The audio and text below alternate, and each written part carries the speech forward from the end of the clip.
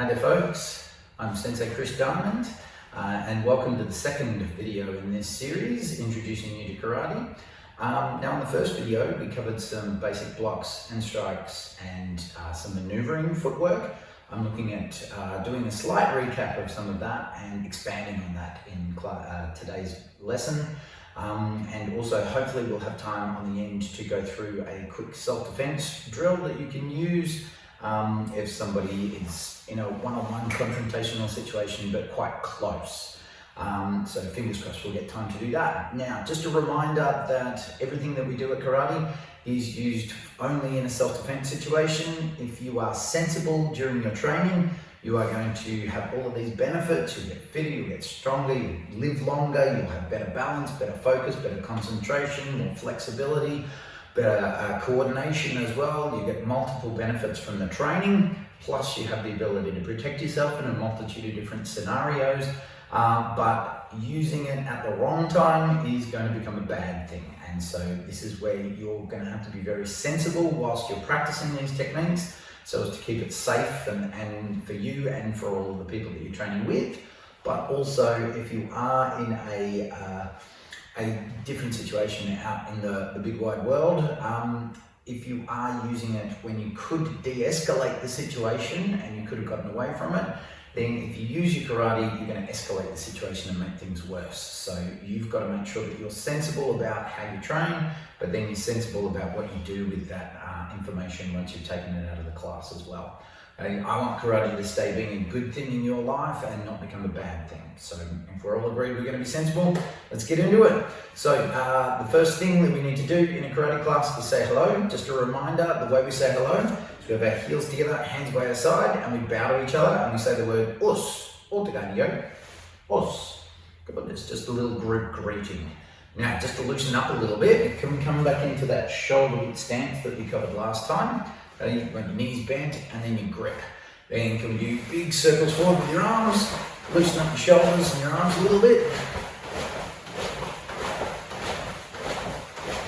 And backwards.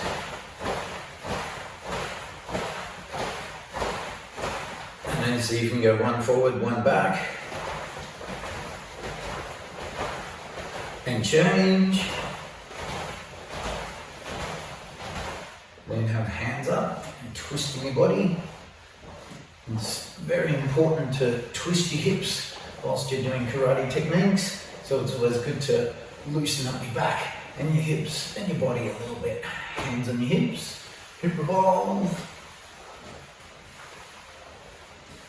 And the other way.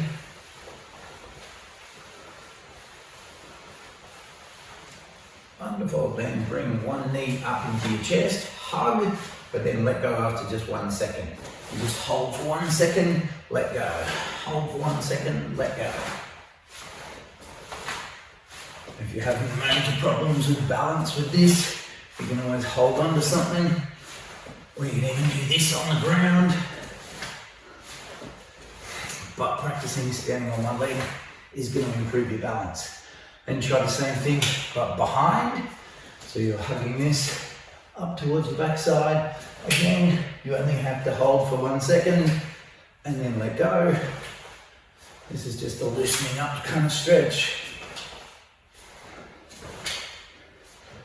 And then can we start with our feet together, heels and toes. And then we're going to walk our feet out into one of our basic stances. So we go toes out, heels out, toes out, heels out, toes out. So 5 steps, back straight, and then you want to bend your knees, coming down, down, down, down, down. This stance we call shikorachi, or our lower stance. Lots of people will call it horse riding stance as well. Looks like you're riding a horse. It's a bit of a strange stance, but it's a very powerful, strong and stable stance. So we use this often. Normally you'd have your hands in a fist above your knees here. And we use this in a lot of our routines. You'd be in a stable position. It's very, very useful for doing takedowns and throws. Okay, now can we use this? You'll probably start to feel, as you lower yourself down, if you try and squeeze your knees back, you'll feel a bit of a stretch on the inside of your legs. That's going to be useful for your flexibility, and as you hold it for a little bit longer, it improves the strength and stamina in your legs as well. if you have your arms up like this bit, you put it on the inside of your legs, and then if you've got pants like mine, you can grab onto them, otherwise grab onto your ankles, and you push your knees back with your arms, and then push your backside down a little bit to get a bit of a stretch on the inside of your legs. We are going to be using this stance just for one of our techniques today. Hold for just a couple more seconds. And then from here, can you turn your feet to face the front? See if you can keep both feet flat on the floor and go very slowly, no bouncing movements. We just go over to this side and hold for 1 second and go back to the other side and hold for 1 second and side and side. Just go nice and slowly. Now if you can do this without using your hands, when you're just using your legs, is even better.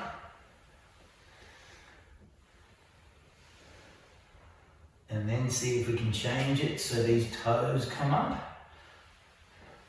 These toes come up and you're on your heel.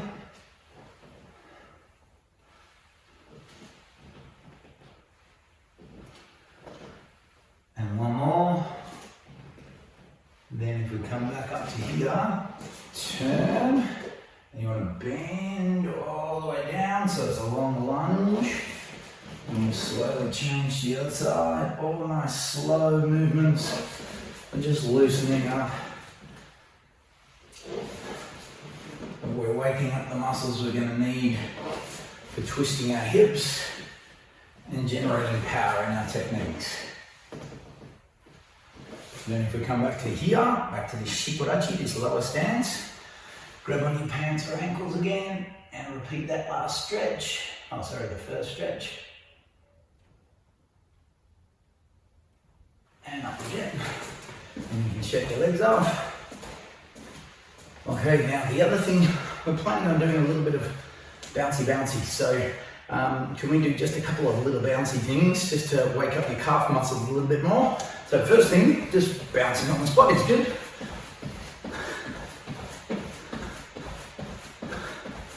And then bounce forward and back, forward and back. And side to side.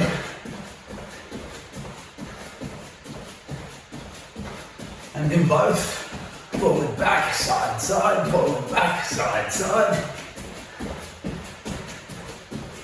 And then from here, if you've watched the first video, you'd be familiar with this stance. We call this one motorachi. This is our fighting stance.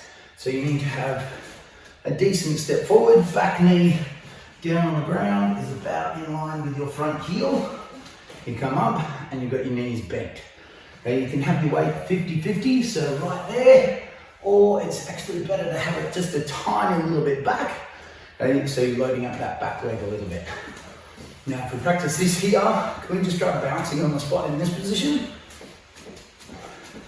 And as we covered in the first video, moving forward and back, forward and back. See if you can do this like a bounce though. Forward, back, forward, back, forward, back. And make sure you're breathing. Good idea to breathe out, breathe out, breathe out, breathe out. And each front bounce, breathe, breathe, breathe, breathe, and switch. Breathe, breathe, breathe, breathe. And then switch. Just try quickly going side, side, side, side. Again, bounce, bounce, bounce, bounce. Excuse me. And then switch. Bounce, bounce.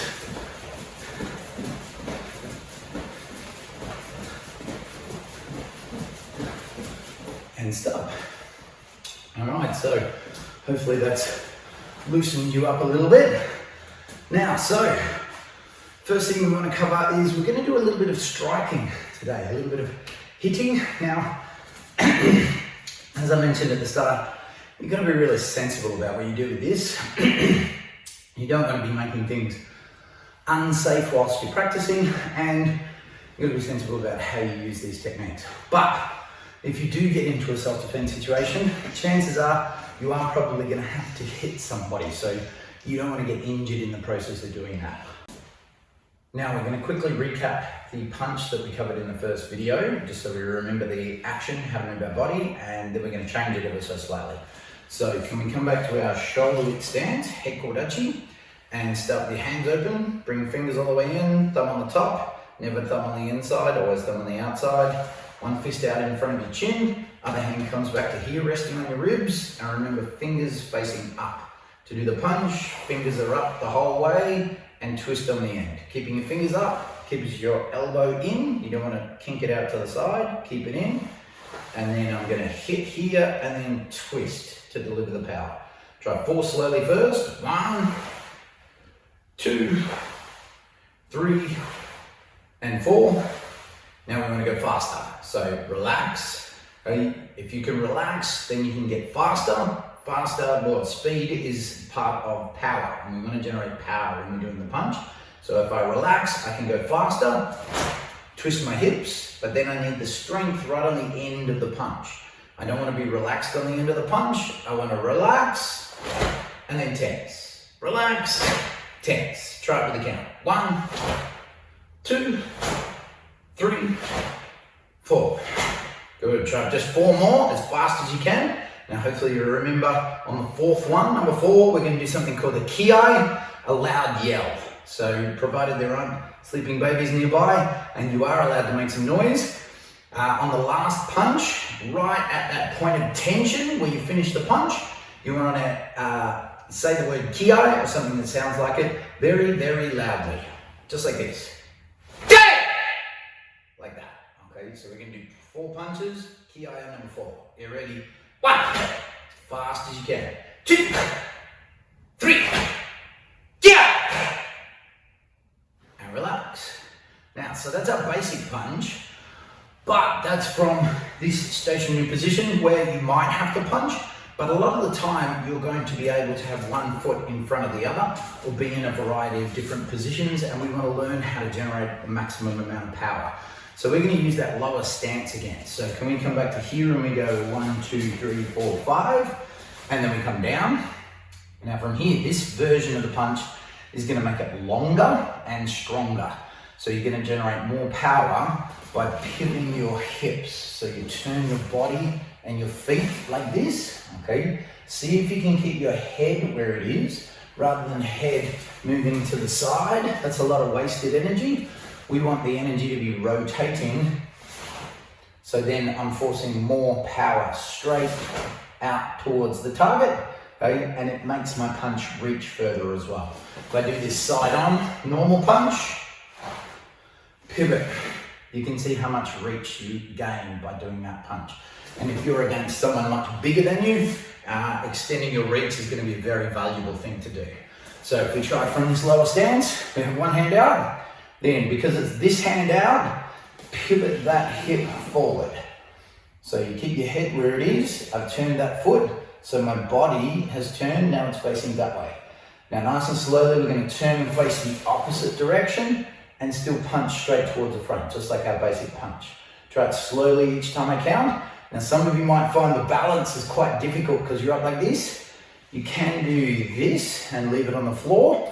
Okay, it's a little bit it's a little bit better when you're learning it to try and get that little bit extra turn if you can. But if you're finding it's very unstable, you're better off leaving your heel on the floor.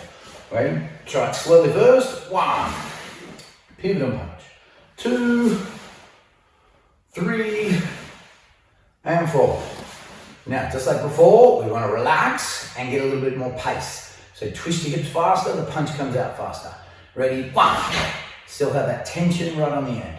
2, 3, 4. Okay, let's try it 6 more this time, but this time we're going to go as fast as we can. So on number 6, kiai, loud as you can. Ready?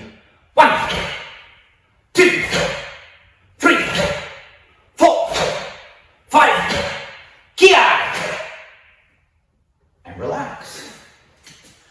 Now that one we would call a pivoting hip thrust, or in Japanese we'd call it chushin tome tsuki. Tsuki means punch, so I may mention tsuki a couple of times. If it's anything tsuki, it's going to be some kind of a punch, but we've got multiple different ways of punching. But that one's very useful for teaching you the importance of using your hips to generate power in your punch. Now, so that was from this, which is probably an unlikely position from which to punch. You wouldn't want to start a fight front on with a person and go, right, let's fight. If you're a guy, that's not a very intelligent idea, is it? Okay, that stance has multiple applications, but you've got to use it at the right time. In close with somebody who's right here, if you step around behind them and try and do like a throw or a takedown, trip the person up, it's fabulous. But from a front on, it's not so great. Okay, now one stance which is very similar, but it gives you a little bit more protection than that one, would be this motodachi that we were doing before. This one from this position, here I can have my body on an angle, I can protect body parts a little bit better, and I'm a little bit more mobile as well. So can we try to punch this from here? This time I want you to do something we call a gyakutsuki. There's that word again, tsuki punch. Okay, gyakutsuki means backhand punch. Okay, now to do this, you want to step with your front foot. So again, we're trying to get more reach. This one's going to punch, but if you remember how you twisted your foot, that's what we're trying to do now. Punch, twisting that back foot. But this time, we want to pull it all the way back as well. Then we come back to our starting position. So it's punch and twist, pull back, and back to here. See if you can do it as a fluid motion. So there's no stop until it's all the way back. Now, one other little detail is this hand. Now, I like having teeth. Having teeth is good. If you do punches and you drop your hand, you're bringing your head into striking range, there's a chance you might lose those teeth. So it's a good idea to leave your hand up to protect your head. You can have it open, closed, doesn't matter. Okay, you ready? Try it slowly first. 1, punch, pull back, and back to here. 2, punch, and back, and back. 3, and one more, 4. Good, now again, relax. We want to get a little bit more speed. If you can get that pull back really fast, you get like a whiplash action, as to the sting of the punch, it's going to work a little bit better. Okay, plus, it lessens the opportunity for the other person to be able to grab your hand. If I punch and leave it there, if my punch didn't work, they can now grab it and do nasty things to me. If I pull it back quickly, very hard for them to trap that hand. Plus, as soon as it's back, I can do another one. You ready? So try a little bit faster. Relax, tense on the end. And 1, 4, 2, 3, and 4. Okay, try 6 more, but fast as you can this time. So knees are bent. Really try and twist your hips. Gives you more length, gives you more speed, gives you more power. And then, boom, pull his hand back. Ready, set, 1, 2, 3, 4, 5. Last one. Tia! Very good, relax. Okay, now, so at this stage, we want to cover a couple of blocks as well. So this punch that we've been doing is our backhand punch. That's very versatile. I've been delivering it to the body. There's no reason why you can't do it to multiple different levels, but it's very strong because of how you twist your body. If you were to punch with the front hand, generally, it's best to throw that up to the head rather than to the body. Because of how your body works, you're not going to be able to twist your body as much on a front hand punch. So it's not going to have the same kind of power. So doing that punch with your front hand to the body generally doesn't have a lot of effect. It's generally the most effective up high, whereas your backhand is stronger. It can go multiple different levels. All right, now, but with the blocks, therefore, kind of a standard thing, there's always exceptions in karate, like everything, but a standard thing would be if you're going to block, it's best to block with your front hand, because it's closest to the action, and the earlier you block it, the better the chance that the block is actually going to work. So we want to do that front hand block. Now that leaves backhand to be able to do that strike in response, okay, that counter strike.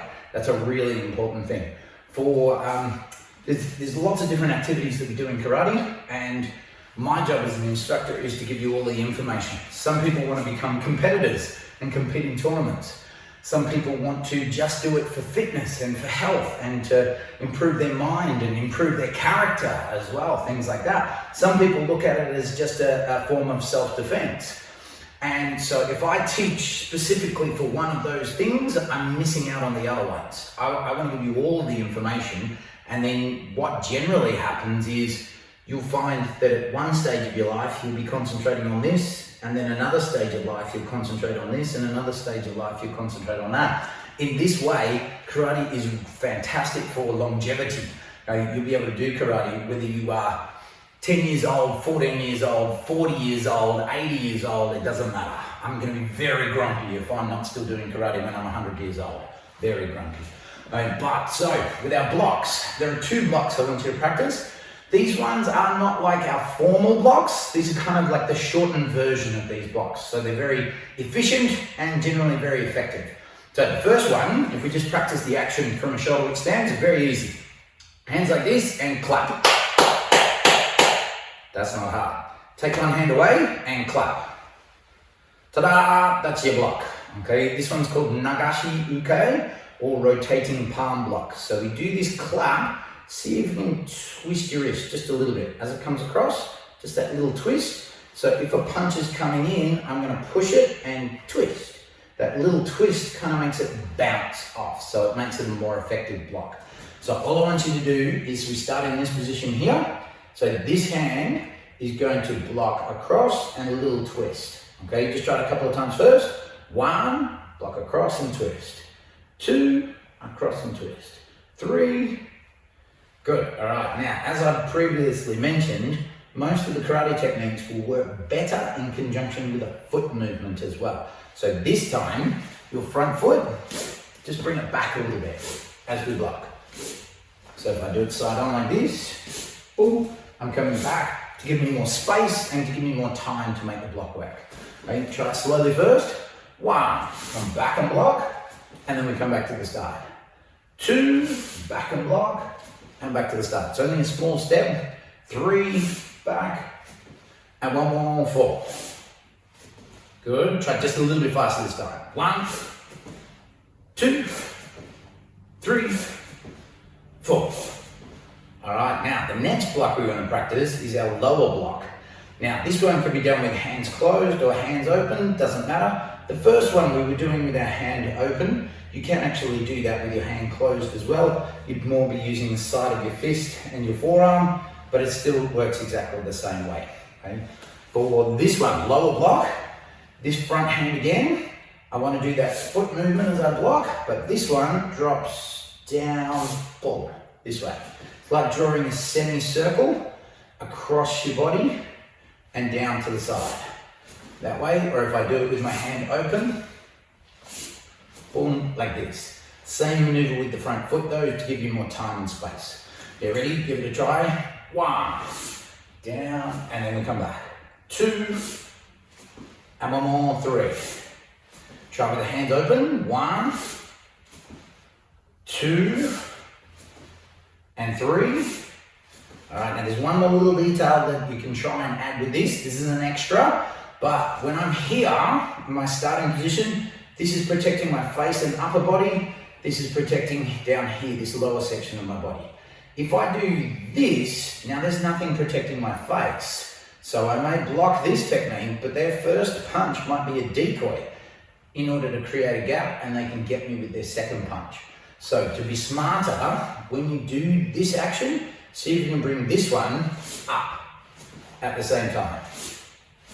This. So then we've got again something protecting our upper section, something protecting our lower section.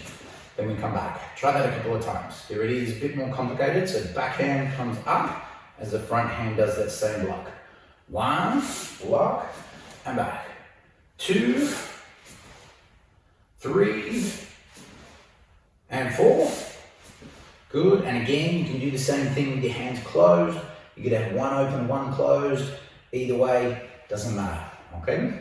All right, now, Having practiced these blocks, it's always good to do more repetitions, whether it's the punches, the blocks, the kicks, different strikes, whatever technique we do, it's always good to do extra repetitions. So hopefully that will be something that you guys undertake after watching this video. Retain the information, practice it more, then when you come back for the next session, you can learn some more skills. So what we then need to do is put them together. So if you've just done a block, you need to hit the person back. Either just one, to make them back off, or two, to inflict a little bit of pain. And hopefully for them to stop attacking you, okay? Giving you the chance to then run, because that's always our goal, is to get out of there if we can. So we need to block and counter. So if we start from that same position, my front hand is going to do the block, my backhand, as soon as I've done the block, I'm going to step forward and do that punch we were practicing before. So it's a block and a punch. You ready? Try it slowly with this first block first. Ready? 1, come back, come forwards to punch. And try it again. 2, block, forwards to punch. 3, back, forwards to punch. And one more, 4, block, and punch. Now we try the second block. So this one is going to drop down. See if you can bring this hand up. If you're having trouble with this hand at the moment, don't worry about it. Okay? A lot of the time you'll be able to get away with just that block, and then this one does the punch. So we could do block, punch, or block. This one up here, punch. Whichever one you can manage is good. You ready? Try it slowly first. 1, block, punch, and we come back. 2, back to block, forward to punch. 3, and 4. Okay, try 4 more, but we've got a multitude of different options. You can do this, you could do this, you could do this, you could do this, you could do this, you could do this, plus a punch. Okay, so I'm going to count 4 times. You can do any of those blocking combinations that you desire. Okay, and it's good to mix it up a little bit. Okay, let's try with a little bit more speed this time. So be ready, ready, ready, and 1, 2, 3, one more, last one, 4, and relax. Now the next thing you want to do is you want to put the footwork that we did at the start, is forward and back, side to side, and we want to do that in a random pattern. So just moving all over the place, and then practice throwing punch from that position. Also practice doing a block and a punch from that position. So you're in a more freestyle, moving around kind of position. It's a little bit difficult with the coordination to start off with, and also about your weight. So if you're low in your stance, you'll get a better sense of how to step and stay balanced, still being able to use your hips, so it's an effective technique. Okay. Now the really good thing to practice, if you get a chance to practice with a partner, it's wonderful if you can practice that maneuvering. So have one person leading and one person following. So if I'm the leader, I'm going to choose to move forward. So this person has to move back the corresponding distance. If the leader moves to the side, other person has to follow. This side, they move back, these move forward. So you're moving like this, maintaining that distance. Distancing is one of the most important things for a self-defense situation. Also, like I said, some of you might turn into competitors in tournaments. If you're doing competition karate and you're fighting like this, the distance is the #1 thing you have to get correct. Okay? From a self-defense sort of situation standpoint, if you maintain some distance between you and your attacker, then any of their techniques can't actually reach you. So if the punch is going to hit you and you move and you maintain that distance, that punch is now going to miss you. So your distancing is a really, really important part for being able to protect yourself. So I'd highly recommend practicing that footwork. And if you get a chance to practice with a partner, the more you practice this, the better a sense of distance you'll develop, and you'll be able to do it automatically. It won't be a thought process. It will just become a thing of, oh, that's too close. okay? Which means you're going to react a lot faster, which means it's going to be a lot more useful for a self-defense situation. Now, I did mention at the start we wanted to do a quick self-defense routine. Now, it's going to be a little bit difficult demonstrating this on not a person, but I want you to think about shoulders. I'm going to demonstrate it on my punching bag over here. This guy here can be a pretend person for the moment. Now, if I've got this guy here, you can see there are numbers here, there are numbers here, and there are numbers here. Okay? So, if I imagine shoulder, shoulder, like this, if I'm in a self-defense situation, first thing you need to do is have your hands up. And generally, a good idea is this, hands open. This sends a very different message. This is, whoa, calm down, don't want to fight, let's talk about this. If I stand there like this, I'm in exactly the same position, but this sends a very different message, doesn't it? Come on, let's fight. I don't want to send that message, I want to send this message. So if you have hands up, you can still do all of the techniques exactly the same, but it's that de-escalation, we're trying to calm things down. Now, I'm trying to create some distance and also send a message that I can control this person if I need to. Okay, so I want to do 3 movements. I'm going to do push, pull, push. 3 movements like that. Okay, if I push with this hand on this shoulder, boom, you see I'm trying to twist like that, trying to twist their shoulders a little bit. Then the other shoulder, I pull, so that's going to push. Their body is now facing that way. They're now side on to me, and then push. Should be able to push them away quite effectively. Okay, if your person is standing like this and you push, they're quite strong and stable. If we go push, pull, and now you push from the side here, they're not very stable at all. Okay, so even somebody bigger than you, you're going to be able to destabilize with this. Now, when you do that first push, you don't want to go push, more like that, okay? You want to give it a pretty solid bump, okay? And if you deliver it to the shoulder, that's not going to damage anybody. It will give them a jolt. If you then pull on this one, then push, then that gets them to that position. And like I said, you've sent them a message, boom, stop attacking me. I said I didn't want to fight, but you haven't actually damaged them. So you haven't seriously escalated things. It's not the same as throwing a punch straight to the head. That's going to seriously escalate things.